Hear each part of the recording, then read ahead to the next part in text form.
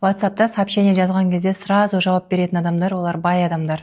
3 секундта жауап беретін адамдар өте көп ақша табады. 3 сағатта немесе одан да ұзақ жауап беретін адамдар кедей адамдар. Өйткені бай адамдар өте тез ойланады және тез шешім шығарады.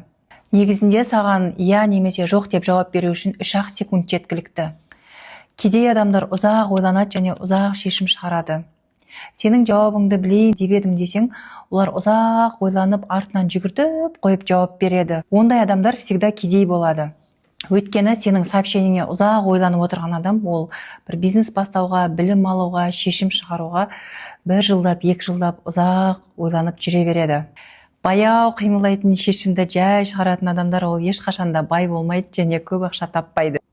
Бізде таргетте де сондай, тез жауап беретін адамдарды, клиенттерді біз премиум лид дейміз, ал жай жауап беріп ұзақ ойланып жүрген адамдарды мусорный лид деп айтамыз.